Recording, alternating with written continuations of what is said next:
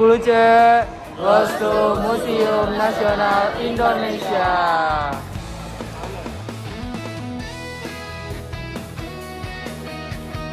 Oke teman-teman, kali ini bersama dengan saya Aksul Barok dan teman saya Arizal Yusuf Hadi Pratama. Dan di belakang kita ini ada fosil-fosil hewan zaman purba dulu kala. Nah, selanjutnya akan dijelaskan oleh Rizal. Oke, jadi yang ada di belakang saya itu namanya adalah Hexaprotodon sivalensis atau yang dikenal sebagai kuda sungai purba yang menjadi penanda biostratigrafi penting untuk formasi kabuh atau bapang di Sangiran. Fosil lengkapnya memungkinkan rekonstruksi akurat morfologi dan pola hidup semi-akuatik. Keberadaannya mengonfirmasi lanskap Sangiran di Pleistosen tengah yang didominasi sungai dan rawa. Sebuah ekosistem basah yang mendukung kehidupan Homo erectus. Nah, kemudian kita lanjut ke hewan sebelahnya.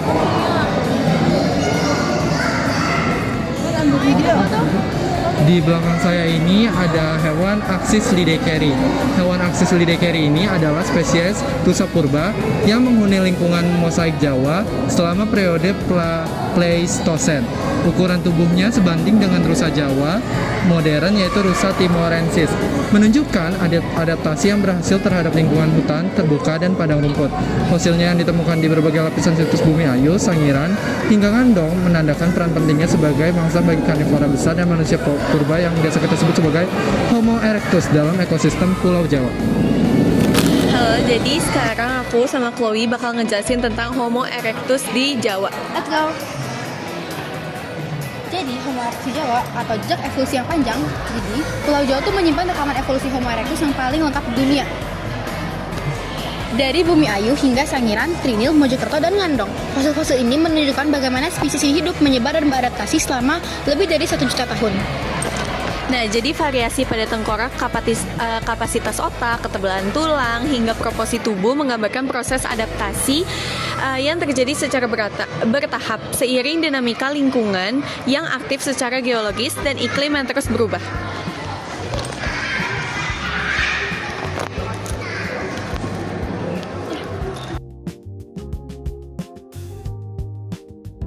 Oke teman-teman, sekarang bersama saya di Ayu Latifah Astari dan teman saya Zakia Indrani. Nah, jadi di belakang kita ini ada yang namanya alat kerang atau juga bisa disebut cangkang kerang yang merupakan itu tuh adalah alternatif bahan yang digunakan manusia sebagai alat untuk penusuk, memotong, menyayat, menyeruak, dan menggosok yang digunakan oleh para manusia zaman dahulu. Dan biasanya cangkang kerang ini ujungnya itu dibuat dengan rucing atau membentuk sabit supaya bisa memotong atau menyayat sesuatu benda. Nah, ini udah ada sekitar 8.000 tahun yang lalu hingga tahun 2000-an. Nah, kemudian cangkang kerang ini biasanya bisa ditemukan di pedalaman dan juga pesisir. Oke, sekarang kita mau ngejelasin tentang kapak perunggu dan peralatan senjata. Sebelumnya izinkan saya menjelaskan, saya dengan Kanaya Amalia Latifah Dan saya Zora Felia Zagacapina. Oke, di sini ada kapak perunggu. Yang dimana kapak perunggu ini merupakan kreativitas masyarakat paleometalitik, kepandaian mengolah logam, menciptakan peralatan untuk kebutuhan sehari-hari dan upacara. Nah, selanjutnya juga ada peralatan dan senjata yang akan dijelaskan oleh Joandra. Nah, dari di sini di peralatan dan senjata itu pada masa logam awal paleometalitik itu selain penggunaan logam perunggu dikenal juga penggunaan logam besi. Jadi mereka tuh bisa pakai pisau, ada cangkul, dan ada mata tombak untuk sebagai peralatan dan senjata mereka di masa paleometalitik. Di sini di lihat ada prasasti. Nah, prasasti yang akan saya jelaskan itu ada prasasti Tugu. Nah, prasasti Tugu itu menyebutkan dua sungai kanal yaitu Candrabaga dan Gomati. Sungai Candrabaga telah digali terlebih dahulu dan airnya mengalir hingga laut, melewati istana Raja Purnawarman yang termasyhur. Sungai Gomati berukuran 6.000 tumbak atau 12 km. Dikerjakan pembuatannya pada tahun ke-22 masa pemerintahan Purnawarman dan diselesaikan dalam waktu 21 hari. Dimulai pada tanggal 8 Paroglab bulan Palguna. dan selesai pada tanggal 13 Paroterang bulan Caltra. Disebutkan bahwa Sungai Gomati yang indah dan berair jernih itu mengalir di tengah-tengah tanah kediaman leluhur sang pendeta yang mulia. Upacara keselamatan untuk pekerjaan ini dilakukan oleh para Brahmana disertai pemberian 1000 ekor sapi. Di sini saya selanjutnya akan menjelaskan prasasti kedudukan bukit, yaitu prasasti ini adalah sumber tertulis tertua yang menyebut Sriwijaya serta penggunaan perahu sebagai transportasi, sekaligus prestasi pertama di Indonesia yang memuat angka 0. Isinya mencatat 3 perjalanan Dapuntah yang pada tahun 604 Saka sampai 682 Masehi. Ia memulai Sindhitaya pada tanggal 7 Sukla Paksa bulan Asada 23 April 682. Kemudian pada tanggal 7 Sukya Paksa bulan Jyesha 19 Mei 682 melakukan perjalanan dari Minaga dengan kapal bersama 20.000 pasukan, 200 peti perbekalan, dan 1.312 orang lewat darat. Pada tanggal 5 Sukla Paksa bulan Asada 16 Juni 682 rombongan tiba dengan sukacita dan mendirikan sebuah wanua, yaitu pemukiman desa atau kota. Sriwijaya menang, perjalanan berhasil dan memperoleh kemakmuran. Kali ini bersama saya Muhammad Farel Suara. Dan saya Muhammad Agil Ramadan. Hari ini saya ingin menjelaskan tentang Prasasti Yupa Muarakaman II. Yaitu adalah prasasti ini menyebutkan bahwa Sri Mulawarman sebagai raja yang mulia dan ketermuka itu memberikan 20.000 ekor sapi kepada para Brahmana sebagai tanda akan kebajikan seorang raja. Oke, yang selanjutnya itu ada Prasasti Yupa Muarakaman III. Nah, prasasti ini menyebutkan tentang kebaikan, budi dan kebesaran Raja Mulawarman, raja besar yang sangat mulia yang diwujudkan dengan sedekah yang banyak sekali. Berhubungan dengan kebaikan itulah maka para Brahmana mendirikan tugu Yupa ini sebagai peringatan. Halo teman-teman, nama saya Putri Nelia Agustin dan di sebelah saya ini ada Rasendria Fariza Erlangga. Nah, di belakang saya ini ada alat serpih. Manusia modern mengembangkan kemampuan mengelola sumber daya alam secara kreatif, memanfaatkan batu, tulang, kayu, tanah, hingga logam. Sebelum teknologi logam memuncul, batu menjadi bahan utama pembuatan alat. Salah satu inovasinya adalah alat serpih. Nah, pemecahan batu kecil itu dan tajam yang digunakan untuk memotong, menyanyat, dan melubangi. Pada masa Preoneolitik atau Mesolitik, pada tahun 9.000 hingga 5.000 tahun yang lalu, teknik pembuatan alat serpi berkembang pesat, menandai cara berpikir yang lebih terencana. Dari teknologi ini lahir berbagai bentuk peralatan baru seperti bilah, mata tombak, dan mata panah. Temuan di Pacitan dan Sulawesi Selatan menunjukkan bahwa manusia modern di Nusantara mengembangkan teknik pemangkasan batu yang efisien dan khas, setara dalam kecanggihannya dengan tradisi di wilayah lain di dunia.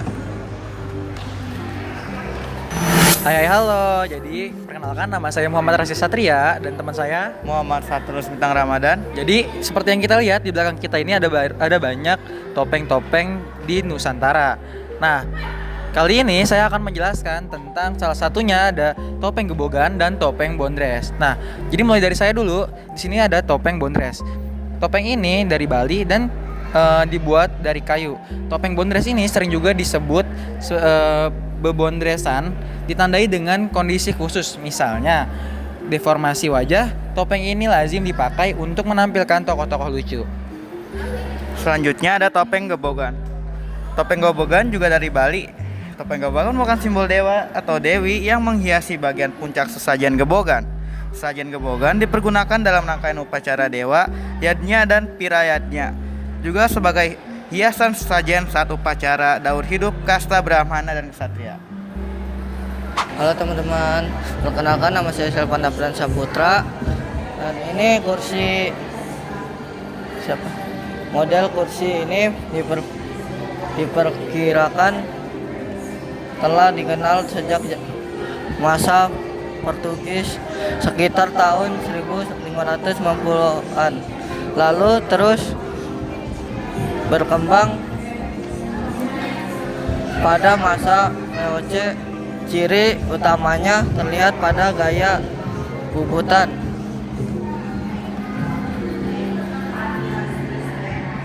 motif flora dan penggunaan kayu jati serta hadirnya unsur Horsehofed dari tradisi Tiongkok dinasti Ming yang berpadu harmonis dengan gaya Belanda nasionalistigil.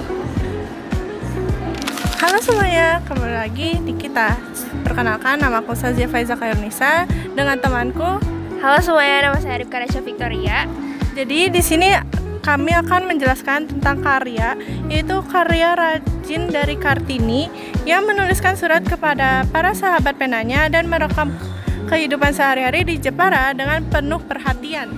Dalam suratnya tertanggal 5 Maret 1902, ia menggunakan DNA seni masyarakat Jepara, sebuah jiwa kreatif yang begitu mengakar hingga terbiasa menggambarkan wayang di jembatan, dinding, dan bahkan pasir. Kartini juga menyebut panel-panel masjid Mantingan sebagai sumber inspirasi motif ukiran untuk rak buku dan sketsa. Selanjutnya, Lanjut aja ke bagian sini. Nah teman-teman, di bagian sini tuh kita bisa lihat ada kotak perhiasan Kartini.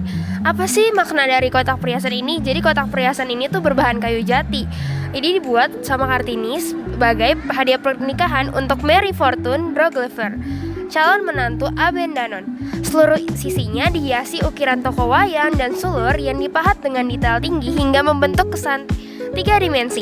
Pada bagian atasnya juga bisa kita lihat ada 2 tokoh wayang dengan jari saling bertaut membentuk bunyi Mari, merujuk pada nama Mary. Bagian dalam kotak dilapisi kain satin yang lembut dengan bingkai kuningan yang menambah kesan mewah, sementara bagian balik tutupnya pun tetap dihiasi ukiran yang indah. Kotak ini dikirimkan kepada Rosa pada 10 Januari 1902. Melalui suratnya tertanggal 5 Mei 1902, Kartini menjelaskan kisah di balik setiap tokoh wayang terukir, meski sebagian di antaranya hingga kini belum dapat diidentifikasi. Semuanya, saya Kira Putri Adriana. dan saya Tania Alganisa. Dan sekarang kita lagi di Museum Nasional Jakarta dan ada pameran hewan purba lama. Yang pertama yaitu adalah penyu laut. Fosil penyu laut ini dari famili ini menunjukkan ketahanan evolusioner yang luar biasa. Kelompok ini telah bertahan melalui perubahan iklim dan geologis besar selama 20 juta tahun. Lah, lanjutin. Lalu ada sebagian dari tulangnya buaya purba bermacam panjang.